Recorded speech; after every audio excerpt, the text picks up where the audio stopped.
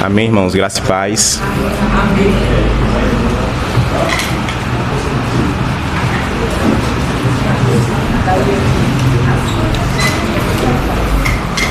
Ótimo, obrigado. Obrigado. Queria pedir aos irmãos para abrir em Mateus capítulo 18.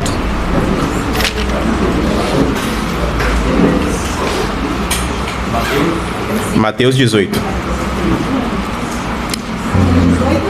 Isso.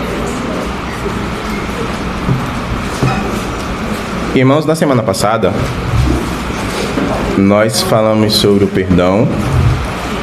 Enfatizei muito a questão da fé, a importância da fé para nós conseguirmos cumprir aquilo que o Senhor Ele requer de nós, e o perdão a qual o Senhor decretou para nós, aquilo que nós recebemos e aquilo que nós precisamos compartilhar. Que o perdão que o Senhor requer de nós não é um perdão como o mundo prega. Não é um perdão simplesmente sobre liberar o peso que está sobre você, não é um perdão que simplesmente você faz para poder trazer alívio, simplesmente para poder trazer paz ou para poder buscar o seu próprio bem-estar, mas um perdão que busca a reconciliação, um perdão que busca a comunhão. Da mesma porque a palavra ela fala que nós devemos perdoar como Cristo. Então, quando Paulo e outros irmãos, como Pedro, eles falam sobre o perdão, eles falam a partir de um modelo muito específico. E não temos como pensar sobre perdão sem pensar sobre esse modelo a qual já foi estabelecido, que é o perdão de Cristo. Então, quando nós perdoamos, precisamos ter consciência de que nós estamos tendo um ato que é semelhante àquele que nós recebemos. Estamos compartilhando de uma graça da qual nós recebemos.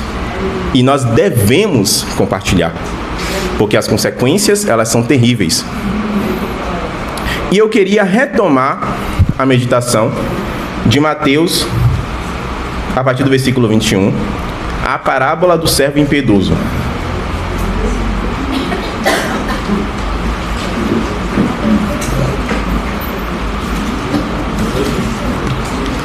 Mateus 18, 21.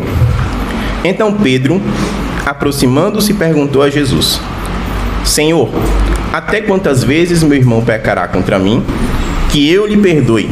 Até 7 vezes? Jesus respondeu: Não digo a você que perdoe até 7 vezes, mas até 70 vezes 7. Por isso, o reino dos céus é semelhante a um homem que resolveu ajustar contas com os seus servos. E passando a fazê-lo, trouxeram-lhe um que lhe devia 10.000 talentos. Não tendo ele, porém, com o que pagar, o senhor desse servo ordenou que fossem vendidos ele, a mulher, os filhos e tudo o que possuía, e que assim a dívida fosse paga. Então o servo, caindo aos pés dele, implorava: Tenha paciência comigo, e pagarei tudo ao senhor. E o senhor daquele servo, compadecendo-se, mandou-o embora e perdoou-lhe a dívida.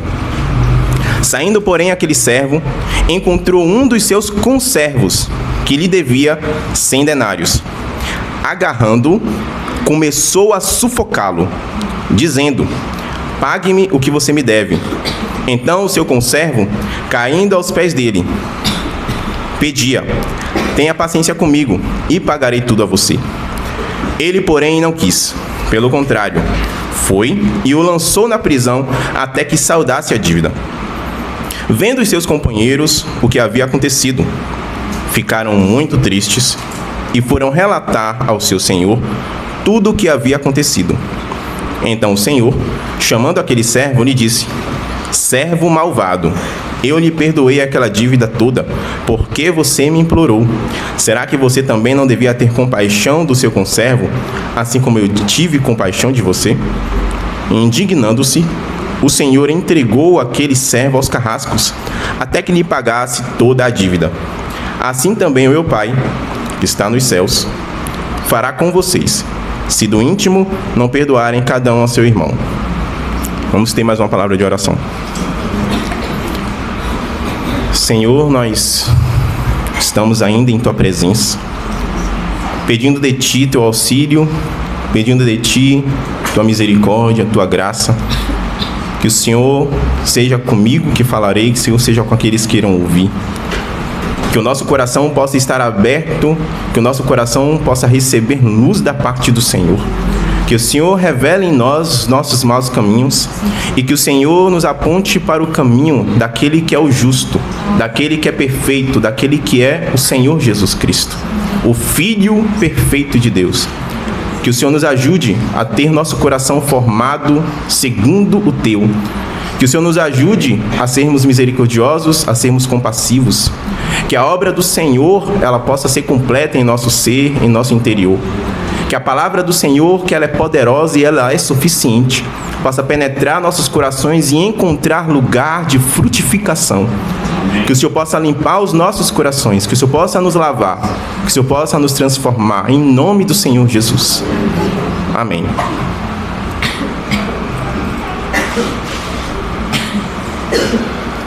Na semana passada nós falamos sobre a questão do número 7. E eu quero novamente chamar a atenção a respeito desse número. Por quê? Porque quando o Senhor Jesus ele fala, não digo a você que perdoe até 7. Perdoe 70 vezes 7, mas 70 vezes 7. Porque o 7 na Bíblia ele tem um significado. Em 6 dias o Senhor ele formou e criou todas as coisas. No 7º ele descansou. Porque o 7 ele simboliza uma obra completa, aquilo que é completo, aquilo que não precisa mais de alteração, aquilo que não precisa ser acrescentado, aquilo que é perfeito. E aí, quando Pedro ele faz essa pergunta para o Senhor Jesus, imagino que no coração dele ele pensava: Senhor, se eu perdoar 7 vezes, então eu já cumpri um perdão que é perfeito. Então não preciso perdoar mais. E aí o Senhor ele apresenta uma graça ainda maior. Não perdoe apenas 7, mas 70 vezes 7. E por que ele usou esse número? Eu queria ir com os irmãos lá em Gênesis. Esse número, ele me chamou a atenção quando Lameque, a partir do versículo 19, Gênesis 4, versículo 19. Quando Lameque, ele também usa o mesmo número. Lameque tomou para si 2 esposas. O nome de uma era Ada, o nome da outra era Zilá. Ada deu à luz a Jabal, que foi o pai dos que habitam em tendas e possuem gado. O nome de seu irmão era Jabal, que foi o pai de todos os que... Jubal, o pai de todos os que tocam harpa e flauta. Zilá, por sua vez, deu à luz a Tubal-Caim, artífice de todo instrumento cortante, de bronze e de ferro. A irmã de Tubal-Caim foi Naamá. E Lameque disse às suas esposas: Ada e Zilá, ouçam o que eu digo. Vocês, mulheres de Lameque, escutem o que passo a dizer. Matei um homem porque me feriu, e um jovem porque me machucou. Se Caim é vingado 7 vezes, Lameque será vingado 70 vezes 7. É interessante porque ele pega esse número 7 que foi aplicado a Caim, aonde Caim ele cometeu um pecado, ele matou seu irmão. E aí o Senhor condenou Caim a ser um homem errante pela terra. E ele ficou com medo. Caim ficou com medo. Ficou com medo porque ele achou que outras pessoas poderiam também assassiná-lo. Então o Senhor marca Caim e estabelece para Caim um número de vingança. Se Caim for morto, ele será vingado 7 vezes. E Lameque, aqui, descendente de Caim, ele utiliza a fala que o Senhor utilizou, ele utiliza a palavra que o Senhor deu para poder justificar as suas próprias iniquidades, para poder justificar a sua própria perversidade. Ele aplica vingança, ele aplica juízo. Ele mata 2 homens, um porque o machucou e o outro porque o feriu. Ele aplica um juízo e uma vingança totalmente desproporcional àquilo que ele recebeu. E ali ele está aplicando um novo significado àquele número. Ele está dizendo, é como se ele estivesse dizendo: o Senhor vingaria 7 vezes, mas a vingança do Senhor não era perfeita o suficiente, mas a minha vingança é ainda mais perfeita que a vingança do Senhor. E eu serei mais vingativo do que o próprio Deus, o próprio Deus criador de todas as coisas. Eu serei mais vingativo, a minha ira será maior, a minha vingança será maior do que a do próprio Deus. E aí ele pega a palavra que o Senhor utilizou, ele distorce e ele usa ela para justificar os seus próprios pecados, que é matar um homem simplesmente porque ele machucou em um jovem, porque o feriu. Então, é interessante porque que o Senhor Jesus ele utiliza o mesmo número, ele utiliza a mesma expressão. É como se ele estivesse estabelecendo um paralelo. E eu queria estabelecer esse paralelo com os irmãos. O 70 vezes 7 de Lameque é como se fosse o infinito e toda a possibilidade de impiedade, de maldade dos nossos corações. Porque essa era a nossa condição. Lameque, apesar das coisas que fez, ele não era mais santo do que nós éramos antes do Senhor, antes de nos voltarmos para o Senhor. Todos nós estávamos debaixo de um mesmo pecado. Todos nós estávamos rendidos, perdidos, totalmente vencidos, incapazes de conseguir sequer buscar a Deus. Então, quando o Lameque ele utiliza esse número, é como se ele estivesse dizendo também: eu sou 70 vezes 7 é o número da minha vingança. A minha vingança é mais perfeita que a vingança do Senhor. Olha o nível de impiedade e olha o nível de iniquidade que o homem conseguiu chegar. O nível de distorção de pegar a palavra de Deus e utilizar ela para justificar os seus próprios pecados. Queria voltar agora com os irmãos lá para Mateus.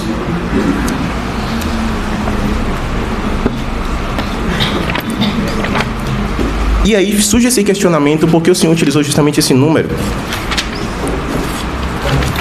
Porque o Senhor não está falando simplesmente de apenas um perdão, que ele é perfeito, mas um perdão que é um modelo do perdão do próprio Deus.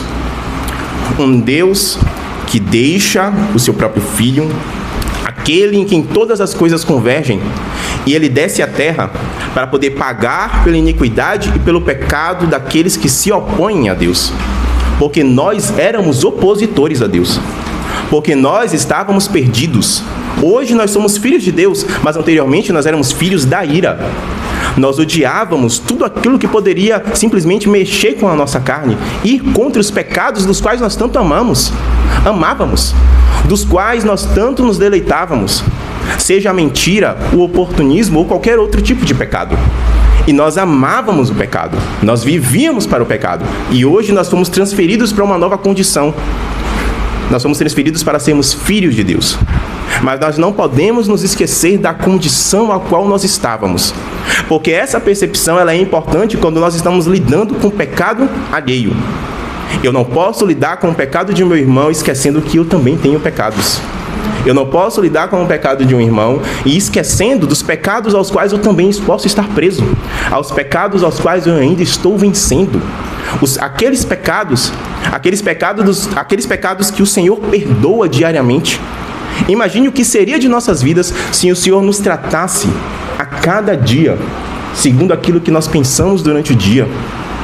Imagine como seriam as nossas vidas toda vez que nós pensamos mal de um irmão, toda vez que nós cometemos um julgamento errado. Imagine se cada pensamento que viesse em nossa mente, o Senhor aplicasse um juízo diferente. Essa é a nossa condição. Essa é a nossa condição sem Cristo. Essa é a nossa condição sem o sangue de Cristo sobre nós, nos purificando e aplacando a ira de Deus. Porque a ira de Deus, ela é real, a ira de Deus, ela virá. O Senhor virá e fará juízo, mas nós estamos cobertos. Porém, não podemos nos esquecer que é apenas por causa de Cristo. Não é porque nós fazemos um bom serviço, não é porque nós servimos, não é porque nós lemos muita palavra, não é porque jejuamos muito, não. É apenas por causa do sangue de Cristo que a ira do Senhor ela foi aplacada.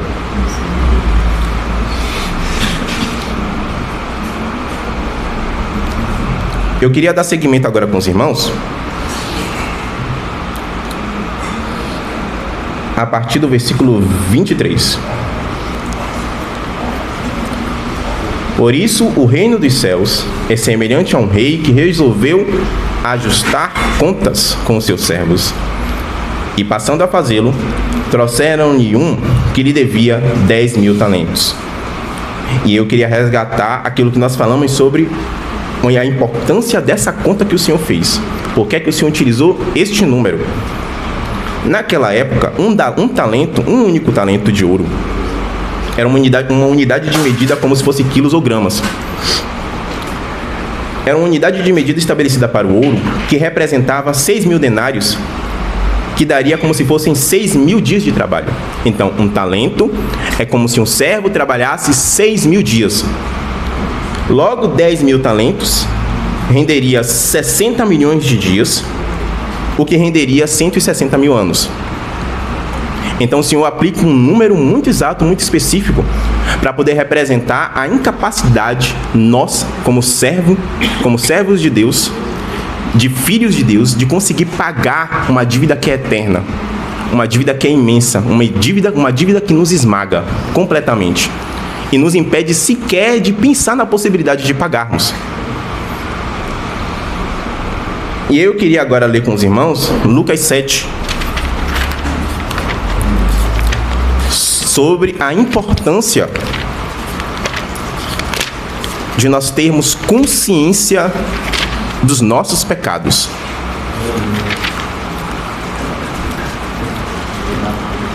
Por que é importante nós termos consciência dos nossos pecados? Porque os nossos pecados, eles foram perdoados ao custo do sangue de Cristo. E a dívida foi totalmente liquidada, mas nós não podemos nos esquecer que nós tínhamos pecados, que não podiam ser perdoados. Nós tínhamos uma dívida impagável. E essa percepção, ela precisa estar em nosso coração, porque no dia a dia, na caminhada cristã, pode acontecer muitas vezes de nós nos esquecermos. O nosso coração, ele é enganoso. No servir, no conhecimento, na muita oração, nos muitos jejuns, o nosso coração às vezes ele se perde. Nós necessitamos de ajuda do Senhor para conseguir enxergar-nos com a própria luz dele, não com a luz que nós fabricamos. Eu queria ler com os irmãos Lucas a partir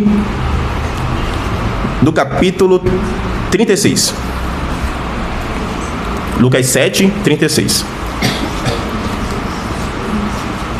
Um dos fariseus convidou Jesus para que fosse jantar com ele. Jesus, entrando na casa do fariseu, tomou lugar à mesa. E eis que uma mulher da cidade pecadora, sabendo que ele estava jantando na casa do fariseu, foi até lá com um frasco feito de alabastro, cheio de perfume. E estando por detrás, aos pés de Jesus, chorando, molhava-os com as suas lágrimas e o enxugava com os próprios cabelos. Ela beijava os pés de Jesus e os ungia com o perfume.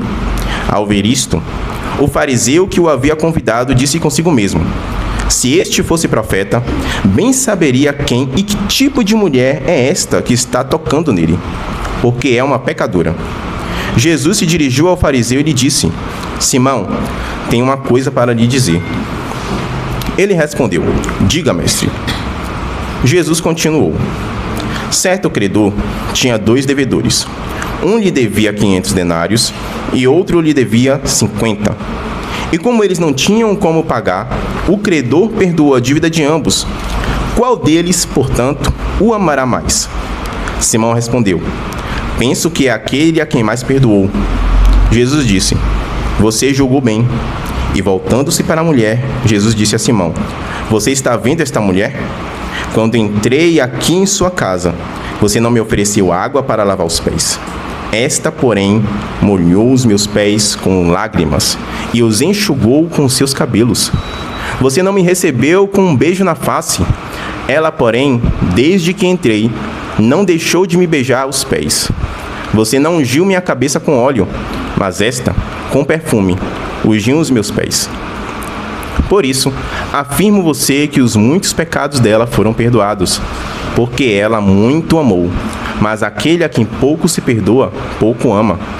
Então Jesus disse à mulher: os seus pecados estão perdoados. Os que estavam com ele à mesa começaram a dizer entre si: quem é este que até perdoa pecados? Mas Jesus disse à mulher: a sua fé salvou você. Vá em paz. Observe como é importante nós entendermos a nossa condição a nossa condição diante do Senhor, para que nós possamos nos relacionar com Ele. A maneira como nós nos vemos impacta diretamente na forma como nós tratamos o próprio Senhor.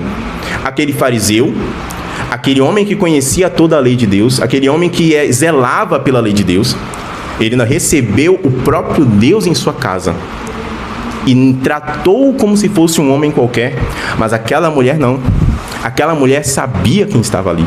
Aquela mulher, ela reconheceu que ali havia um Deus. Ali havia Deus, o Filho de Deus, o Messias. Aquele homem não era simplesmente um mero mestre. Não era apenas alguém que conhecia a palavra. Não era alguém que conhecia simplesmente a lei. Aquele homem era alguém que veio. Aquele homem era o próprio Deus encarnado. O próprio Deus estava ali e aquele fariseu perdeu a oportunidade de perceber, de ver, porque ele estava cego sobre si mesmo. Quando nós estamos cegos sobre nós mesmos, quando nós estamos cegos sobre quem somos, quando nós não conseguimos enxergar a nossa própria condição, nós também não conseguimos enxergar o Senhor. Nós ficamos cegos e perdidos. Aqueles homens que sacrificaram, que mataram ao Senhor, não sabiam o que estavam fazendo.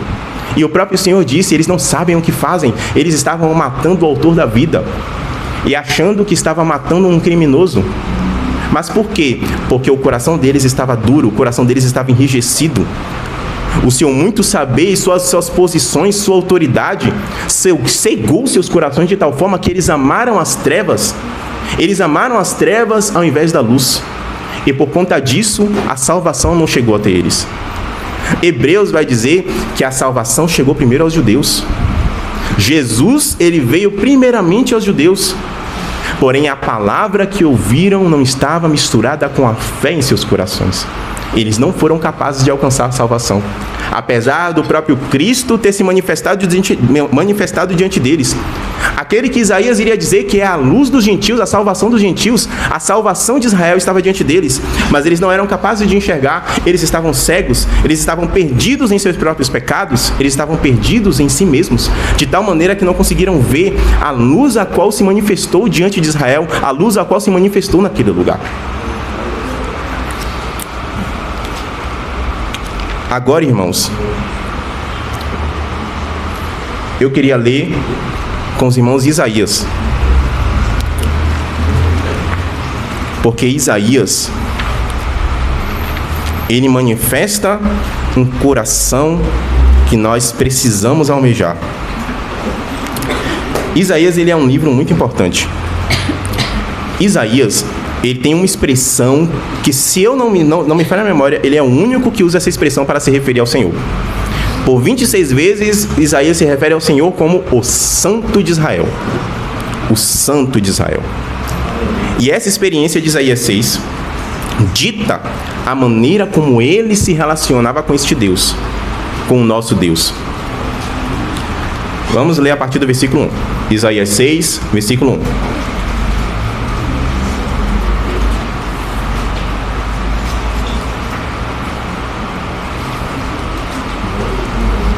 No ano da morte do rei Uzias, eu vi o Senhor assentado sobre um alto e sublime trono.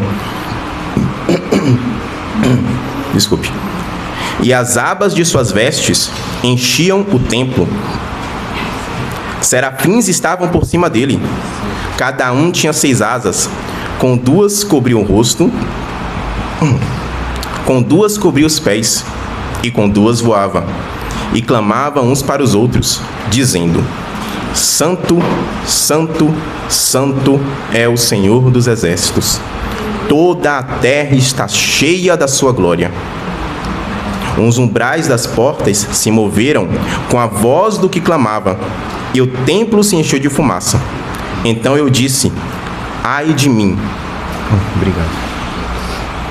Ai de mim, estou perdido, porque sou homem de lábios impuros, e habito no meio de um povo de lábios impuros, e os meus olhos viram o Rei, o Senhor dos exércitos.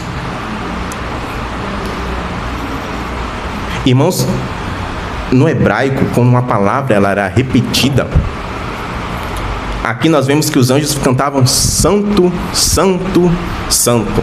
Quando Isaías ele escreve essas 3 palavras juntas, é uma maneira como ele tenta expressar, os judeus tentavam expressar, porque naquela época não existia letras maiúsculas, não existiam formas de dar ênfase. Então a maneira de dar ênfase era a repetição.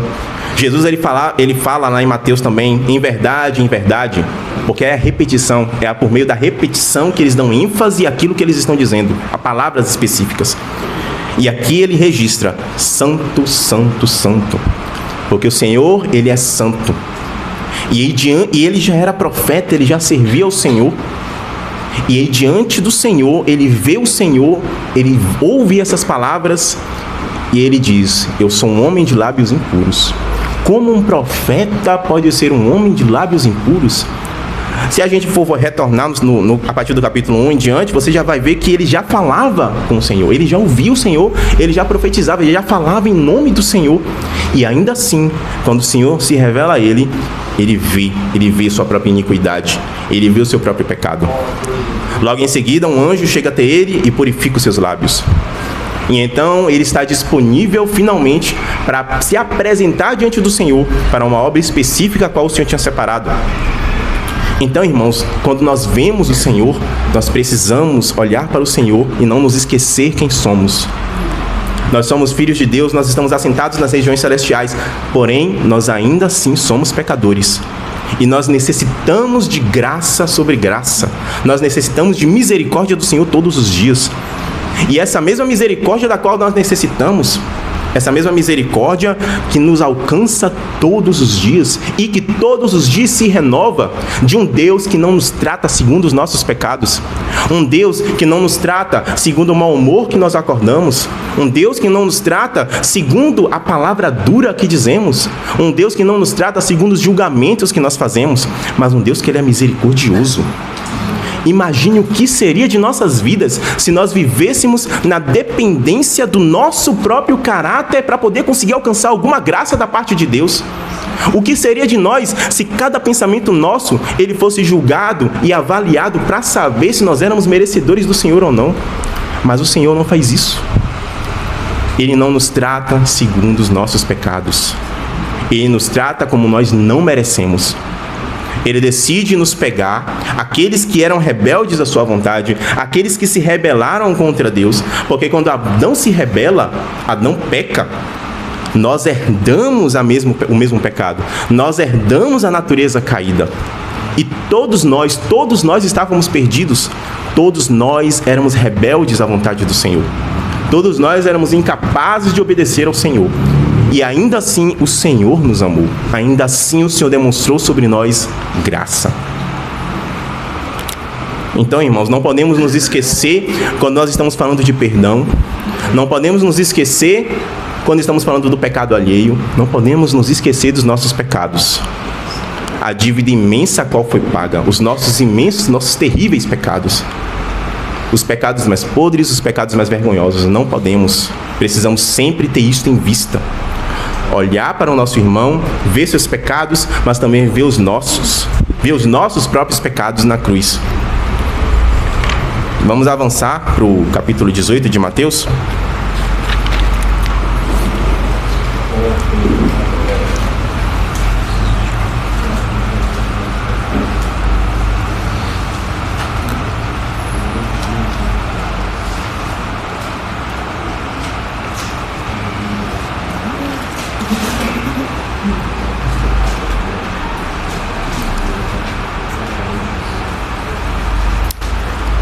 Agora, irmãos, eu queria falar sobre o coração do rei e o coração do servo. O coração daquele rei que se apresenta, que ele vai em direção ao servo, ele procura o servo a fim de acertar contas. E o coração deste servo e como ele lida com o seu conservo, que, como nós falamos na semana passada, o conservo é aquele companheiro de serviço, aquele companheiro que caminha servindo ao mesmo rei, que caminhava servindo ao mesmo rei que ele. Vamos continuar a partir do versículo 25.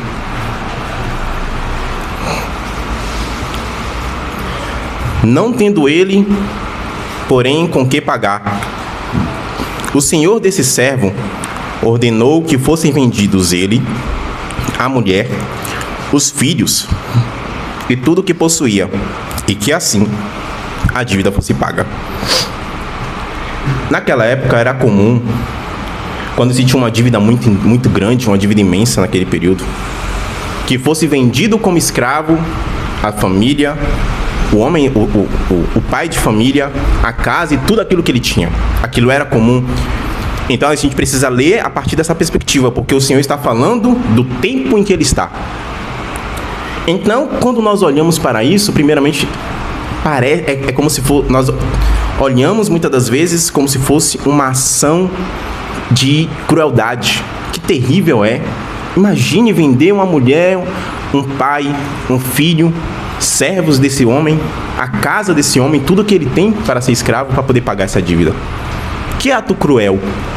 Só que quando nós vamos avançar e nós lemos o final do capítulo, aquilo que acontece com esse servo que é considerado como servo malvado, e nós pensamos nessa primeira ação do rei, a primeira atitude do rei, em tentar reconciliar-se com o seu servo, em tentar resolver essa pendência, em tentar sanar essa dívida.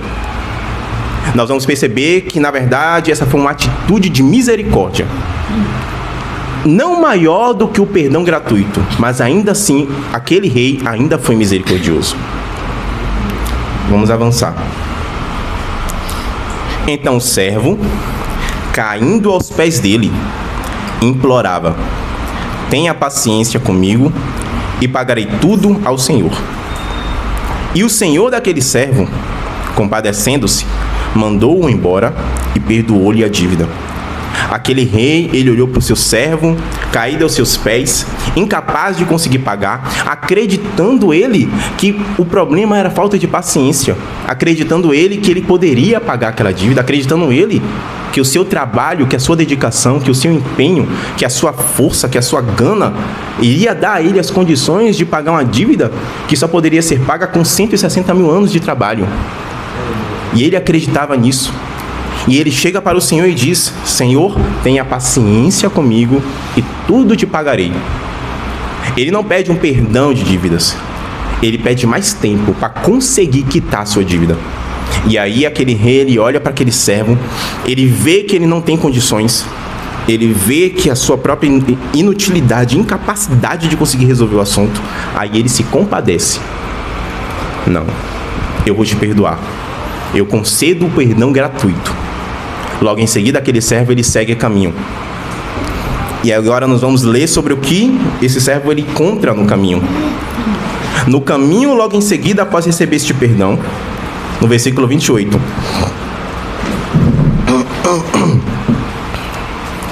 Saindo, porém, aquele servo, encontrou um dos seus conservos, que lhe devia 100 denários.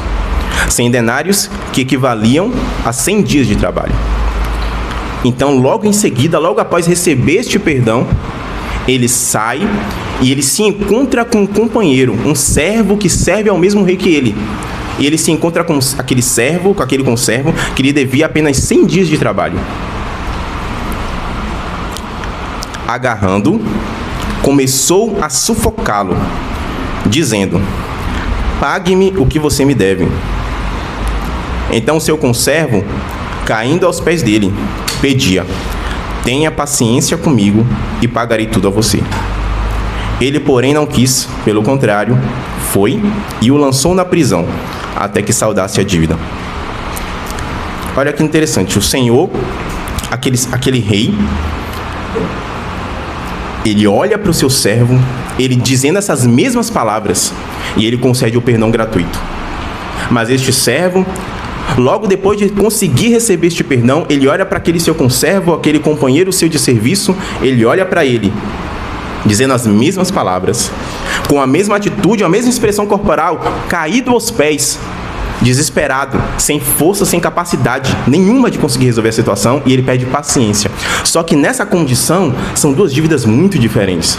Porque a segunda dívida, a dívida daquele servo, com o servo que recebeu o perdão, é uma dívida pagável. Eram apenas 100 dias de trabalho. Aquilo poderia ser resolvido, aquilo poderia ser negociado facilmente. Mas o servo não toma a atitude de negociação, porque o servo, ele não tem o coração de reconciliação. Ele não tem o coração de resolver. Muito pelo contrário, ele pega aquele seu amigo, aquele seu companheiro, aquele servo com ele, que servia com ele, e ele o joga na prisão.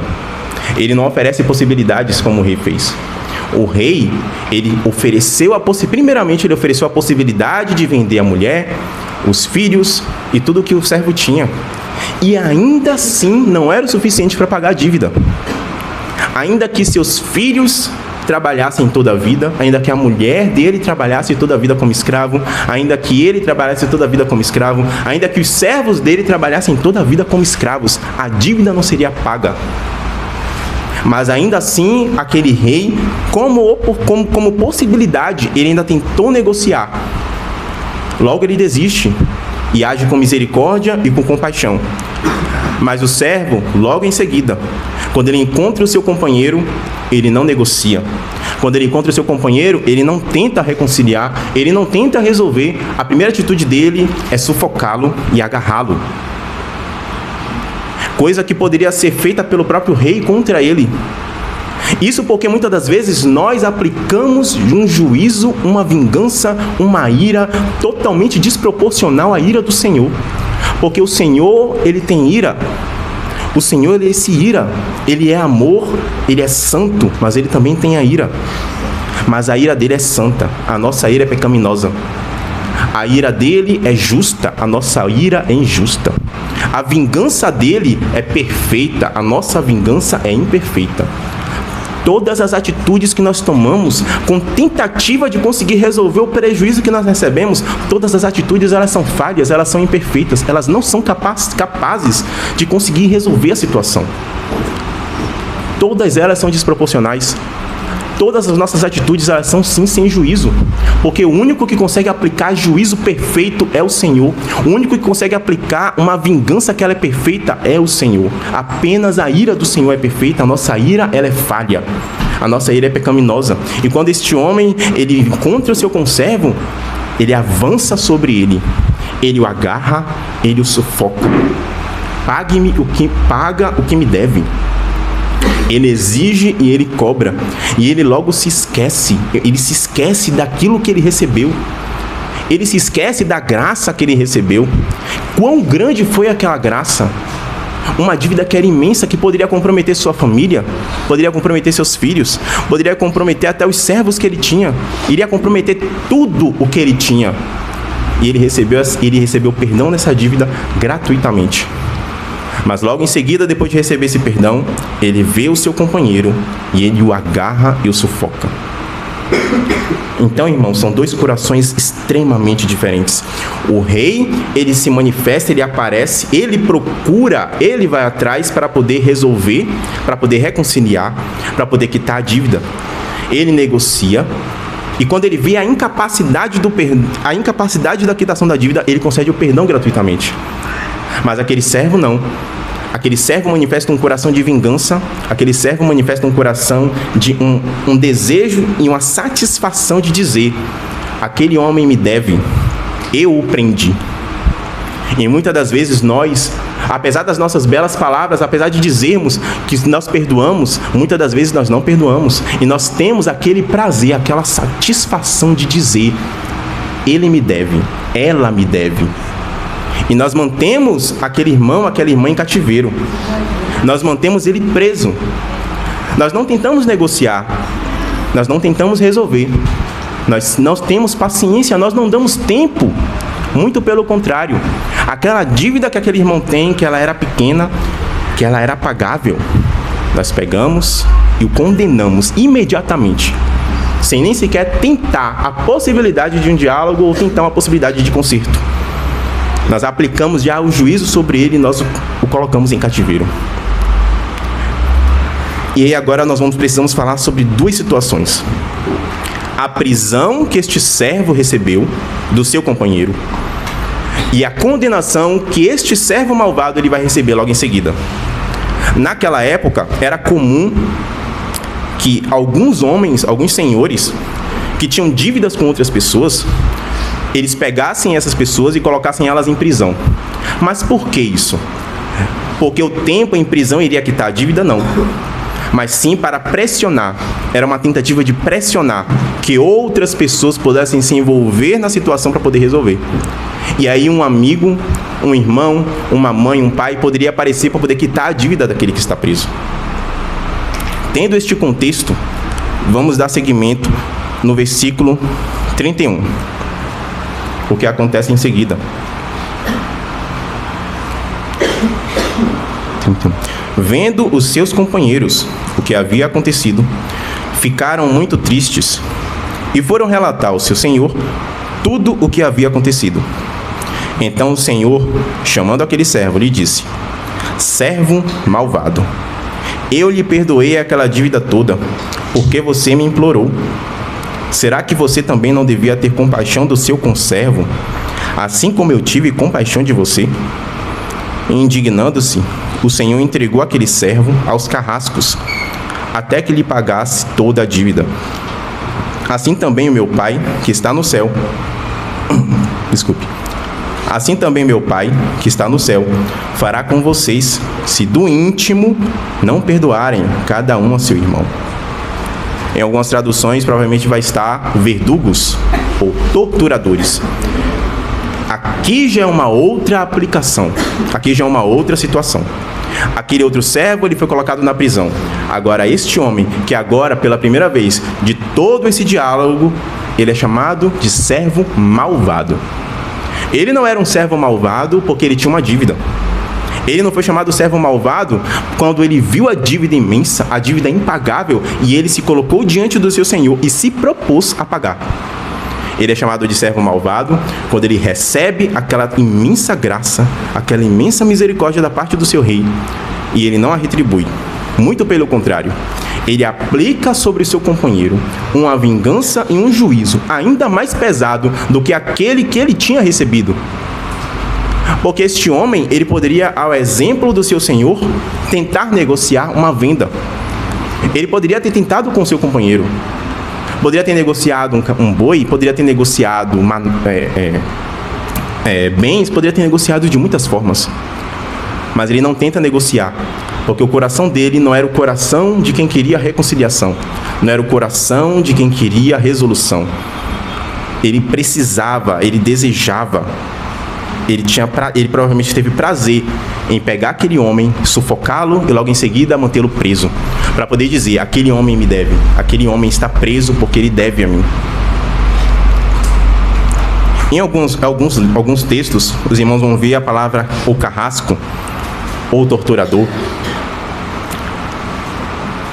Em uma outra situação, naquela época, quando se tinha uma dívida, haviam outros homens que pegavam aqueles que os deviam e entregavam a torturadores, a homens que iriam os colocar em situação de tortura e forçá-los a tentar descobrir se tinha alguma riqueza escondida, se estava mentindo que não podia pagar, ou então torturá-lo para que outra pessoa pudesse pagar a sua dívida.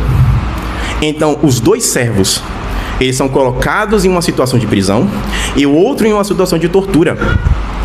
E estávamos tendo comunhão com Aldo e Joana essa semana. Aí Joana falou uma coisa interessante que saltou meu coração.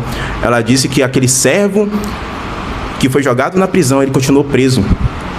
E isso me tocou e eu comecei a considerar o assunto. E eu fui investigar a questão de prisão e de tortura. Só que é interessante, porque nos dois casos, o servo ele é jogado na prisão até que a dívida fosse paga. O servo malvado é entregue aos torturadores até que a dívida fosse paga, até que outra pessoa viesse para pagar a dívida. O primeiro servo que foi jogado na prisão, ele poderia até estar preso, só que tem um detalhe: a dívida dele é pequena. Um amigo poderia pagar, um irmão poderia pagar, a esposa talvez poderia pagar, outra pessoa poderia pagar, até mesmo o próprio rei poderia pagar. Mas o servo malvado, a dívida que ele tinha era uma dívida eterna. Quem vai pagar a dívida dele? Quem poderia pagar? Quem conseguiria trabalhar por 160 mil anos para poder quitar a dívida? A dívida de um perdão que tinha sido recebido e logo em seguida foi retirado. Por conta da sua falta de misericórdia, por conta da sua falta de disposição em seu coração para poder compartilhar, para poder distribuir a graça que ele recebeu. Há algum tempo, o Senhor ele falou muito ao meu coração sobre essa passagem. E eu comecei a me questionar, será que faltou graça para mim? Será que faltou graça para nós? Será que nos faltou perdão? E houve algum momento em nossas vidas que nos faltou graça, nos faltou perdão, nos faltou misericórdia da parte do Senhor? Será que faltou graça para mim? Será que faltou misericórdia para mim? Porque eu estava também em uma situação que eu precisava conceder alguns perdões que eu achei que tinha dado, mas que eu ainda nutria a satisfação, o prazer, a alegria de dizer: aquele me deve, aquela me deve, aquela pessoa está presa, eu estou mantendo ela presa. Eu não quero negociar, eu não quero resolver.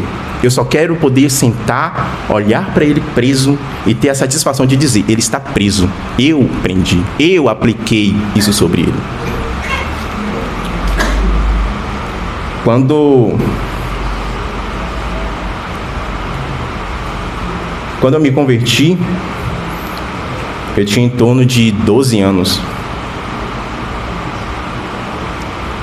Eu me converti em denominação, mas não é meu desejo expor pecados alheios, mas expor meus pecados nesse processo de ofensa, de ira, de vingança, de prisão, de desejar a destruição dos meus irmãos, de desejar o mal dos meus irmãos, de conseguir olhar para eles e até conseguir olhar para eles e conseguir enxergar misericórdia. Quando eu me converti em uma denominação no meu bairro. E aí, eu fiquei mais ou menos 15 anos. Eu vivi muitos conflitos. Eu me tornei extremamente amargo. Eu era um obreiro que os irmãos que colaboravam comigo achavam muito difícil. Eu era muito difícil. Quando eu digo que era difícil, eu era difícil. Algumas brigas chegavam até mim, outras eu procurava. Aí já é um pecado já no meu coração. Algumas brigas eu procurava. E aí, irmãos, durante muitos anos, eu fui guardando muitas pequenas ofensas. Algumas pequenas ofensas, algumas ofensas grandes. E foi muito difícil quando eu saí. Ali, mais ou menos em 2010, eu acho, 2011. Eu tinha uns 14 anos, eu acho. E aí, eu vivi uma situação que eu estava dentro do templo, que eles chamavam templo. Estava dentro do templo. E tinha alguns colaboradores que serviam comigo. E aí a cultura que se estabelecia naquela época, que não é de se estabelecer até hoje, mas aquela cultura que vivia era aquela cultura de competitividade. Quem serve mais, quem ganha mais almas, quem cumpre mais metas. Eu fracassava em todas. Eu não conseguia fazer nada certo. Nada. Eu fracassava nas metas, eu fracassava nas almas, eu fracassava em tudo. Mas tinham outros que eram o sucesso, venciam, conseguiam tudo. Eu não entendia por quê. Depois eu vim entender que eu estava no lugar errado. Tudo bem. O Senhor, ele traça o caminho de cada um. Então tinham valores muito invertidos. Tinham valores que eram muito estranhos. Você era valorizado pelas obras, pela quantidade de pessoas que você levava para a reunião, você era valorizado pela simpatia que conquistava do pastor, você era valorizado por muitas coisas. E aí esses três, eles tinham tudo isso, tudo que eu não tinha. E aí um belo dia, a gente estava lá na localidade, servindo, e aí eles aplicaram um trote, que existia o trote na época. Não sei se os irmãos já participaram de trote de faculdade. Era tipo isso. Eles me pediram para pegar alguma coisa dentro de um armário. Aí eu entrei no quarto, aí eles fecharam a porta, me cercaram, me deram uma surra. me jogaram no chão, me deram soco, chute, todo tipo de agressão. E aí, na época, quando eu me levantei, eu estava no chão, quando eu me levantei, a vontade era de fazer uma tragédia. Mas o Senhor me guardou naquele momento, eu respirei fundo, eu saí, me mandei e fui para casa. Logo depois, quando eu voltei, eu precisei lidar com a situação. E aí eu descobri que o pastor sabia, o pastor da época sabia da situação, sabia o que havia acontecido. E aí, ao invés de eu me sentir acolhido, eu me sentir protegido, ele me condenou porque eu fui embora e eu não fiz nada contra eles. E aí isso criou para mim vários problemas. Eu comecei a ter uma percepção distorcida sobre pastoreio, porque aquele pastor para mim se tornou um modelo daquilo que era ser pastor. Eu criei uma distorção sobre o que era igreja, eu criei distorções sobre o que era comunhão, eu criei distorções sobre muitas coisas. Porque não foi só esse evento. Houveram outros eventos, outras situações, que aos poucos foram se acumulando dentro de mim. Aos poucos eu fui guardando. Durante muito tempo, eu estava doido para que algo acontecesse com eles. Eu tinha eles como prisão, eu guardava eles dentro de mim como prisão. E aí, em alguns momentos, o Senhor começou a me confrontar sobre isso. Como eu posso perdoar se eu não cometi injustiça? Como eu vou me colocar em uma situação de injustiça? Como é que eu vou perdoar quem me agrediu, quem me feriu de maneira tão gratuita? Como é que eu vou fazer isso? Como é que eu vou chegar para alguém que mentiu para mim, que me ofendeu, que me agrediu, que me causou prejuízo, que me causou dor, e eu vou simplesmente agir como eu vou ter paz para poder lidar com essa situação? O Senhor foi tratando com isso durante muitos anos. Até que o Senhor foi eu li essa passagem muitas vezes ao longo desses anos, muitas vezes. Todas as vezes que eu tinha aquela amargura, todas as vezes que eu tinha aquele ódio, todas as vezes que eu pensava, tentava ler. O Senhor foi dando porções sobre essa passagem.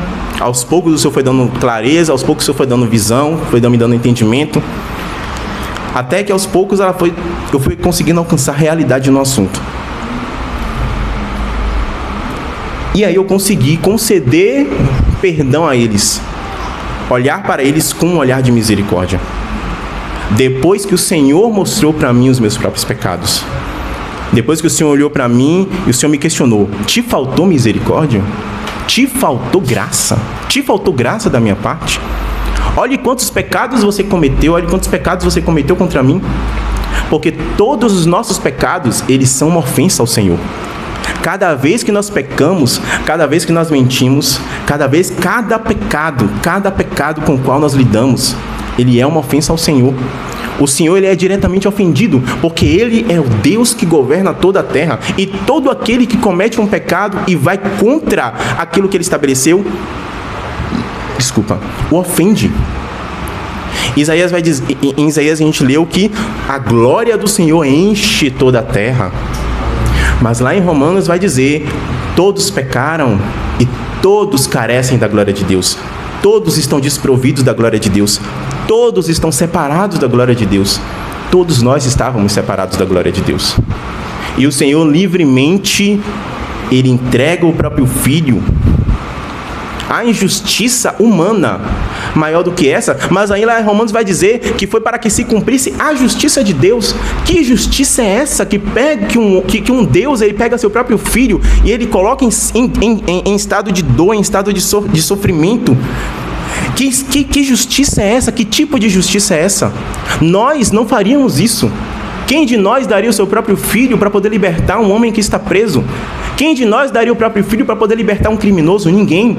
Mas o Senhor, ele fez isso. Então o Senhor me confrontou com todas essas verdades e aos poucos eu fui processando o assunto e até conseguir olhar para eles não com um olhar de vingança, aí consegui olhar para eles com um olhar de misericórdia, porque a condição deles sem o Senhor não é tão diferente da minha. O mal que eles me fizeram era o mal que eu poderia fazer. A injustiça que eles praticaram é a injustiça que eu posso praticar. Todos nós, sem o Senhor, estamos na mesma situação. Todos nós, sem o Senhor, temos a mesma possibilidade de pecado, a mesma possibilidade de impiedade. quer cometer uma vingança 70 vezes 7 maior que a do próprio Senhor. Quer cometer uma vingança que nós achamos que é mais perfeita, que é agir com uma vingança tão terrível, ao ponto de nos esquecermos da graça que recebemos. E nós precisamos fazer sempre esse questionamento: nos faltou graça? Quando nos faltou graça? Quando nos faltou misericórdia? Quantas vezes nós estávamos diante do Senhor e muitas das vezes nós orávamos, nós lemos a palavra e ainda assim nós cometemos algumas falhas? Quantas vezes nós priorizamos as coisas que são espirituais e aí depois nós cometemos alguns pecados, cometemos algumas falhas? Quantas e quantas vezes? Mas o Senhor continua agindo com misericórdia, porque a misericórdia dele se renova todos os dias. A sua graça, ela é inesgotável. A graça do Senhor é inesgotável. E o Senhor, ele nos chama. O Senhor nos chama a um perdão que é 70 vezes 7, que é semelhante ao perdão dele. Porém, irmãos, isso é por fé. A palavra precisa entrar em nós e ela precisa ser misturada com fé. Se nós não crermos, se nós não misturarmos a palavra com fé, nós não vamos conseguir alcançar essas realidades, porque tudo na nossa caminhada, ela exige de nós fé. O Senhor nos chamou para um caminho que ele é estreito. Um caminho em que muitas das vezes nós estaremos certos, seremos julgados como errados e ainda assim nós precisaremos talvez ficar calados. Talvez conceder perdão. Em outros momentos, ser misericordioso, ser compreensivo, ser paciente.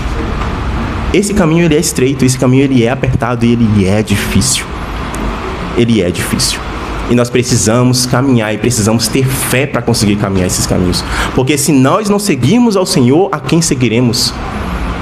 Ele é a salvação. Para onde nós iremos? Se nós não entrarmos pela porta que é estreita e seguir o caminho que é estreito, que outro caminho nós seguiremos, senão o caminho da perdição? Que outro lugar nós iremos? Para onde nós iremos? Só o Senhor tem as palavras de vida eterna. É a Ele que nós seguimos, é a Ele que nós caminhamos, até que Cristo seja formado em nós. Até que esse caminho que ele é estreito, ele nos deforme, ele nos transforme de tal forma que Cristo possa ser reconhecido através de nossas vidas. E muitas das vezes esse caminho vai exigir de nós paciência, misericórdia, perdão e vai causar dores. Vai causar dores, mas nós temos um Deus que ele gere todas as dores. Nós temos um Deus que ele gere cada sofrimento. Nós temos um Deus que ele gere tudo. Se ele se importa com um pedaço de mato que cai de uma árvore, quem dirá conosco?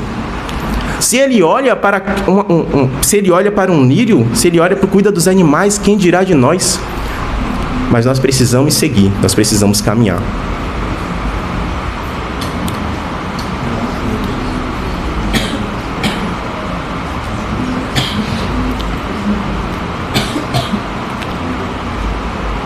Irmãos, muitas são as consequências quando nós retemos essa situação, quando nós não resolvemos a situação do perdão. Durante muito tempo, alguns irmãos vão pregar sobre a questão dos torturadores, alguns irmãos vão dizer que é a disciplina do Senhor, outros irmãos vão dizer que é sobre a condenação eterna. Mas, irmãos, o importante é, independente da visão que os irmãos têm sobre a questão desse assunto dos torturadores, ainda assim, tudo é ruim. Nós precisamos buscar ao Senhor, caminhar em direção ao Senhor. Não fugir do inferno ao qual nós temos medo, mas olhar para o Senhor, aquele que é o alvo da nossa fé, que é Cristo. Então, muitas das vezes, nós vamos lidar com algumas consequências. Durante muito tempo, eu vivi nessa denominação com todas essas questões, essa questão que eu contei e várias outras. E aí eu comecei a ter muitas dificuldades em relação às reuniões. Eu trabalhei 7 anos em um mercado que tomava toda a minha semana. E eu poderia sair, e eu não queria sair porque lá eu tinha paz. Porque quando eu ia para as reuniões eu não tinha paz. E aí eu fiz faculdade, entrei na faculdade, Aí ia para a faculdade de manhã, trabalhava de noite. E aí eu cultivava essa paz que é minha, que era terrena, porque eu não precisava lidar com um assunto que eu precisava resolver. Então eu fugia, eu usava o trabalho, eu usava a faculdade, eu usava qualquer justificativa para não precisar estar nas reuniões. Não só pelas questões que eu tinha que resolver, de mágoas, de ressentimentos, mas também por outras, que não convém falar, que não é o assunto, mas eu fugia constantemente. Então, quando eu saí da denominação, eu comecei a desejar viver uma vida de igreja diferente, mas eu tive muitas dificuldades. Como é que eu vou conseguir ter paz? Como é que eu vou conseguir ter comunhão? Como? Lá em Efésios vai dizer que nós precisamos preservar a unidade no Espírito, por meio do vínculo da paz. Nós precisamos ter paz. Quando a gente não tem paz, a gente não desfruta da comunhão. As reuniões são diferentes. Nós não percebemos a presença do Senhor. O Senhor não nos toca da mesma maneira. O Senhor não nos fala da mesma maneira. Por quê? Porque nós necessitamos da vida do corpo. Só que a paz, ela se perdeu dentro de nós. Os vínculos de paz, eles são necessários. É a paz que nos mantém unidos. Nós fomos chamados para a paz. Nós fomos chamados para um ministério de reconciliação. Como vamos pregar sobre reconciliação com o Senhor se nós não temos coragem de nos reconciliar uns com os outros? Como vamos pregar, dizer para uma pessoa que ainda não creu no Senhor que ela precisa perdoar, que ela vai receber o perdão do Senhor, se nós não somos capazes de conceder perdão? Como nós vamos falar sobre isso? Como nós vamos evangelizar? Como vamos falar que as pessoas podem ter paz com Deus se nós não temos paz uns com os outros? Que realidade é essa? Nós precisamos fazer esses questionamentos, nós precisamos fazer essas perguntas. Essas perguntas, elas são importantes, porque se nós não tomarmos cuidado, nós podemos ficar cegos. Eu fiquei cego durante muitos anos, achando que era normal. Porque do íntimo, como o Senhor Jesus ele fala, o Pai que está no céu fará com vocês se do íntimo. Em outras traduções vai dizer de todo o coração, com todo o coração. Só que isso também precisa ser feito por fé. Por que precisa ser feito por fé? Porque quando nós estamos feridos, nós precisamos perdoar, a nossa carne não quer, e aí o nosso coração não quer de jeito nenhum, mas nós precisamos fazer. E nós precisamos crer. Precisamos crer que o mesmo Jesus que morreu pelos nossos pecados, morreu pelos pecados do nosso irmão. Nós precisamos crer que a mesma graça que nos foi dada a Ele também. Precisamos crer que nós fomos chamados para a paz. O Senhor nos chamou para a paz. Para esta paz vocês foram chamados, como diz lá em Colossenses. Para a comunhão, mas uma comunhão em realidade. Estar em comunhão, estar em reunião e ter paz, para poder desfrutar da realidade que é aquela reunião, para poder desfrutar da realidade que é estar reunido juntos, todos no nome de um único Senhor, e Ele ali se fazer presente. Porém, se eu não consigo resolver este assunto, eu fico separado. Eu crio essa separação, eu me torno incapaz de desfrutar de tudo aquilo que o Senhor tem para mim, de tudo aquilo que o Senhor tem na realidade do seu corpo. Então eu comecei a sofrer muitas consequências por conta desse assunto, de não resolver este assunto. Então esse processo de tentar fugir o tempo inteiro tomava 24 horas do meu tempo. Eu comecei a ter muitos desgastes, desgaste físico, desgaste mental, desgaste emocional de todo tipo. Eu comecei a ter dor na coluna, eu comecei a ter dificuldade até para andar, eu tive que sair do trabalho para poder tentar cuidar da saúde. E aí veio a pandemia, a situação piorou cada vez mais. E aí o Senhor, Ele falou comigo, eu fui curado daquele problema de coluna. E aí o Senhor começou um processo de restauração. Depois que eu fui curado daquele problema de coluna, o Senhor me revelou algumas coisas sobre aquela denominação. Eu tive que sair. Eu precisava sair, porque eu não concordava com aquilo, não estavam pregando a palavra. E aí eu comecei a conhecer um pouco mais do que é vida de igreja. Eu comecei a tentar entender mais o que é vida de igreja. Eu ia para as reuniões com os irmãos em Amaralina e me dava aquele desespero, me dava aquela ansiedade, me dava aquela aflição. E às vezes eu não conseguia respirar, às vezes eu ia para o banheiro desesperado, meu Deus, o que está acontecendo? E eu não conseguia entender. Só que aí, sendo pastoreado, os irmãos Marcelo e Wilma nos pastoreando como casal, a gente começou a identificar o problema. E aí eu comecei a perceber que os perdões que eu dizia que tinha dado, na verdade eu não tinha dado. Porque aquelas pessoas que me ofenderam ainda estavam presas. Apesar de muitas das vezes ter conversado, de ter dito, das minhas palavras terem dito isso, não era a realidade. E eu precisava resolver o assunto. Um dia era festa do amor. Era dia de festa do amor. E eu estava mais ansioso do que nunca. Eu estava desesperado. E aí eu orava. Eu deveria ter procurado alguém para orar comigo, mas eu estava tão ansioso que pensar em orar com alguém me deixava mais ansioso ainda, me deixava pior. Aí eu ia, orava sozinho, eu voltava, orava sozinho, entrava no banheiro, orava sozinho, entrava e saía, desesperado. E eu comecei, em algum momento, a orar sobre todos aqueles que me ofenderam. Eu comecei a declarar a bênção sobre eles, eu comecei a abençoá-los, eu comecei a bendizer sobre eles, eu comecei a orar sobre eles, e aí aos poucos a minha mente, o Senhor, Ele foi disturbando a situação, tudo aquilo que a percepção que eu tinha, e aí o Senhor foi clareando, aí o Senhor transformou aquilo que era ira, o Senhor foi transformando em misericórdia. Mas foi um processo, mas precisava ter fé, eu precisei ter fé, eu determinei, eu vou perdoar hoje, eu preciso conceder esses perdões hoje.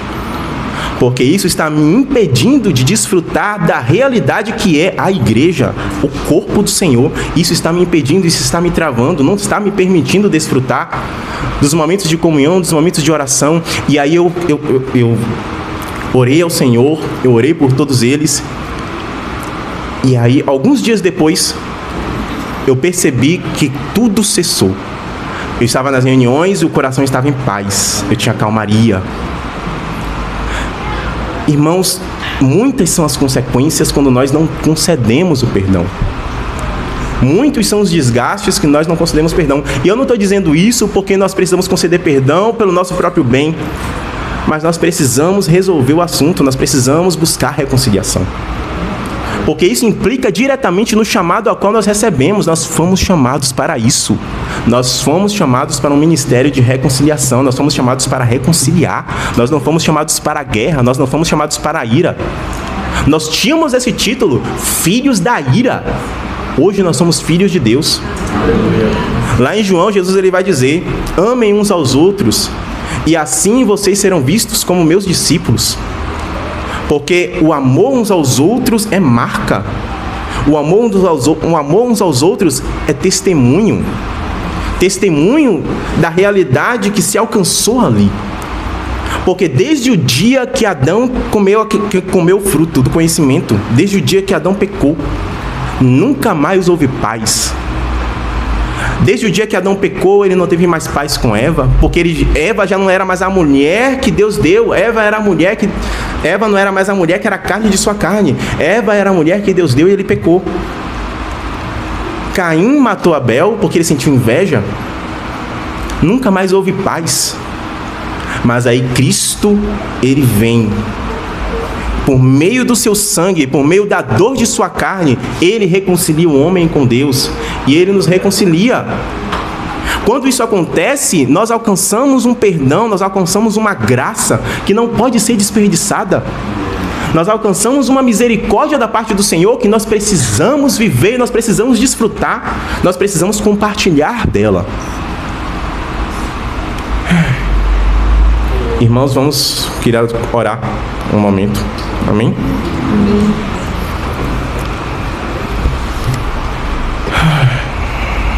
Senhor Jesus, Senhor, nosso coração está diante de Ti. Nós colocamos a nossa vida diante de Ti, perante a Tua luz. E o Senhor é quem nos mostra, o Senhor é quem nos revela os caminhos em nosso coração. Pedimos ao Senhor, Deus, ser bondoso para conosco, ser misericordioso para conosco. O Senhor é o Deus cuja misericórdia não se esgota. Nos ajude, Senhor, a ter um coração como o Teu. Nos ajude, Senhor, a ter um coração como o Teu. Forma-nos, Senhor. não somos capazes em nós, não temos força em nós, a nossa carne é fraca. A nossa carne só nos leva à humilhação, mas nós cremos no sangue que foi derramado e nós cremos no sacrifício perfeito que foi feito. Nós cremos no Espírito que recebemos e cremos que o Senhor pode fazer o impossível. Nós cremos que o Senhor pode nos dar a capacidade de conseguir concretizar aquilo que não imaginamos.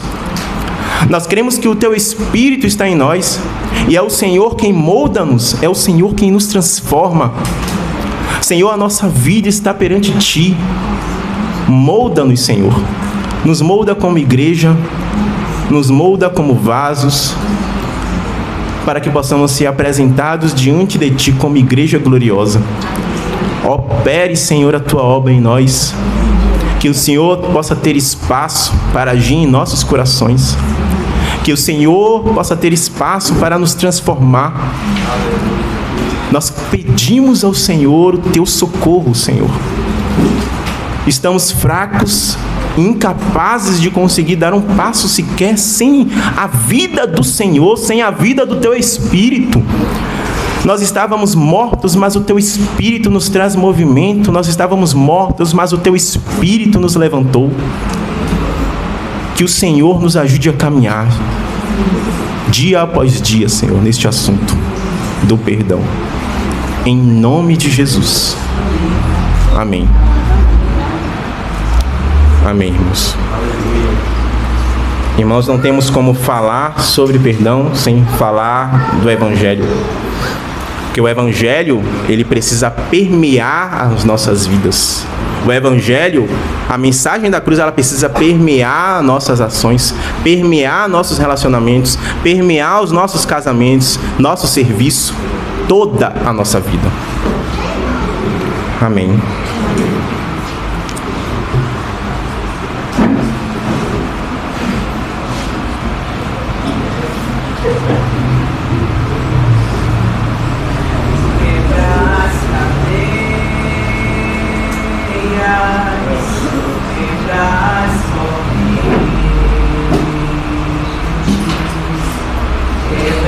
Os grilhões e as amarras, vem derramar.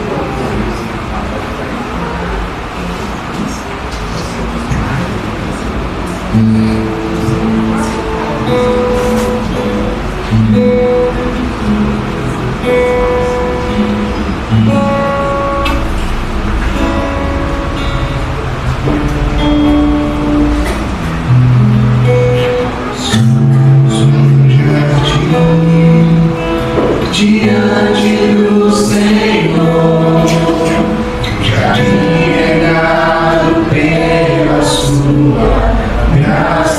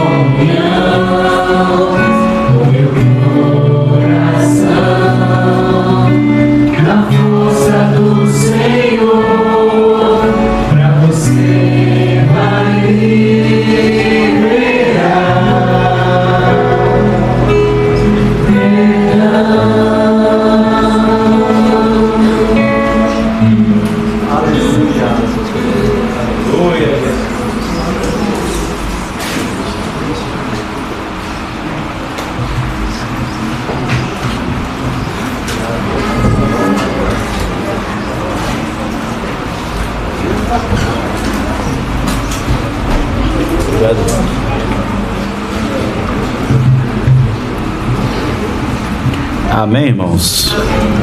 Glórias ao Senhor.